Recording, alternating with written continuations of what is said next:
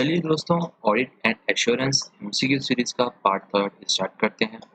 अगर किसी ने पार्ट वन और पार्ट टू नहीं देखा है अभी तक, देख लीजिए, खुद को इवेल्युएट कर लीजिए। क्या आप जो सिंपल सिंपल क्वेश्चंस हैं उनके आंसर कर पा रहे हैं या नहीं। अगर नहीं कर पा रहे हैं, थोड़ा सा इम्प्रूवमेंट लाने की कोशिश कीजिए खुद के अंदर, क्योंकि बेसिकली पास करना है एग्जाम। तो चलिए, question number one. Internal financial controls are policies and procedures adopted by company for option number A है ensuring the orderly and efficient conduct of its business, including adherence to company's policy, the safeguarding of asset, C the prevention and detection of fraud and error, D all of these। अब आपको ये बताना है कि ये चार option है, इसमें से कौन सा करेक्ट है। तो पहले आपको सबसे पहले पता होना चाहिए इंटरनल फाइनेंशियल कंट्रोल्स क्या होते हैं और पॉलिसीज और प्रोसीजर होते हैं जो अडॉप्ट किए जाते हैं कंपनी या फिर मैनेजमेंट के द्वारा for ensuring and orderly and efficient conduct of its business, including adherence मतलब कि पालन करना to company's policy, safeguarding of asset and prevention and detection of fraud and error. तो इसका आंसर होगा ऑल ऑफ दिस। उम्मीद करता हूँ आप सभी ने यही सोचा होगा और यही लगाने की कोशिश कर रहे होंगे, हालांकि इसमें बटन नहीं काम कर रहा होगा प्रेस करने के लिए। क्वेश्चन नंबर टू पे मूव ऑन कर लेते हैं। Dash has been defined as it checks on day-to-day transactions which operate continuously as part of routine system whereby work of the one person is provided independently or is complementary to the work of another. The object being the prevention or early detection of error or fraud. अब आपको ये बताना है कि definition किसकी है। क्या ये इंटरनल चेक की है, इंटरनल ऑडिट की है, सरप्राइज चेक की है, इंटरनल कंट्रोल की है। उम्मीद करता हूँ आपको सरप्राइज चेक में नहीं लग रहा होगा, तो यानी सी आपने हटा दिया होगा एलिमिनेशन के माध्यम से। इंटरनल ऑडिट, इसमें ऑडिट का काम नहीं आ रहा, जिस वजह से आपने ये भी हटा दिया होगा। कंफ्यूजन बरकरार होगा option number A internal check और इंटरनल कंट्रोल के बीच में। लेकिन जब आपने डेफिनेशन को ध्यान से पढ़ा होगा तो आपने देखा होगा डिफाइन एज ए चेक। तो चेक से चेक यानी इंटरनल कंट्रोल पार्ट है किसका, इंटरनल चेक का नहीं।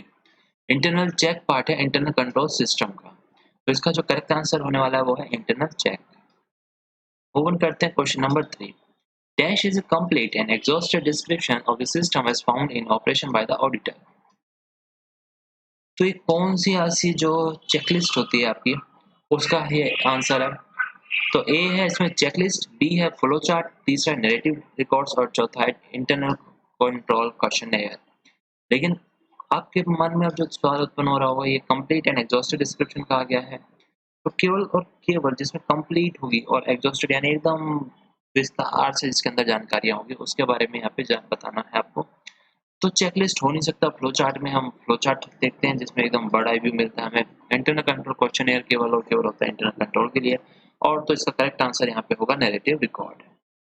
क्वेश्चन नंबर 4 है आपकी स्क्रीन के ऊपर। Dash is a series of instruction and questions which the auditor should follow and answer. ये बहुत सारे क्वेश्चंस होते हैं और इंस्ट्रक्शन होते हैं जो ऑडिटर को फॉलो करने होते हैं और जिनका आंसर देना होता है। क्या होते हैं वो? फ्लो चार्ट होता है, इंटरनल कंट्रोल क्वेश्चनेयर होता है, या फिर चेकलिस्ट होती है, और या फिर नैरेटिव रिकॉर्ड्स होते हैं।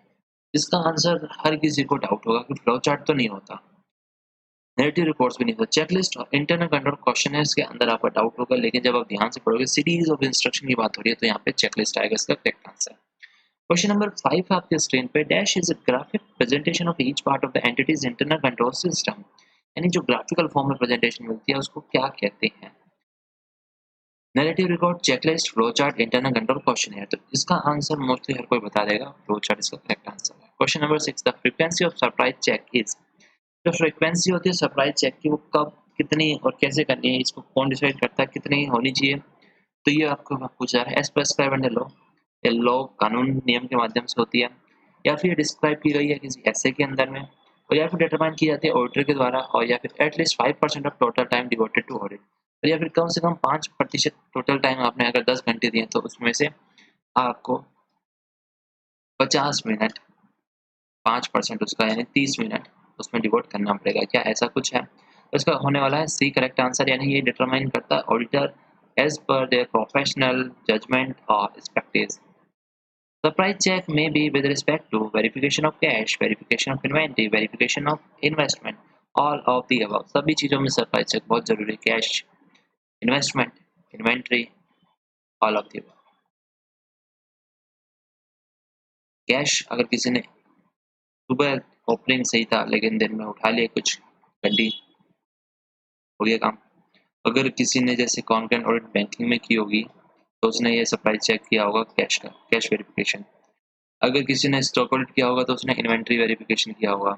और इन्वेस्टमेंट वगैरह हम रैंडमली चेक कर लेते हैं किसी भी नॉर्मल ऑडिट में भी कि क्या इसने इसके पास इसके टाइटल्स वगैरह है या नहीं।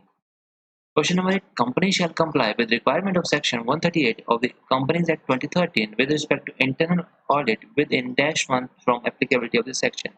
इंटरनल ऑडिट के बारे में यहाँ पे पूछा जा रहा है। कंपनीज एक्ट यानी कंपनीज ऑडिट का क्वेश्चन है, तो आपको ये बताना कितने महीने की उसमें लिमिट होती है। तो इसका करेक्ट आंसर है 6 मंथ के अंदर।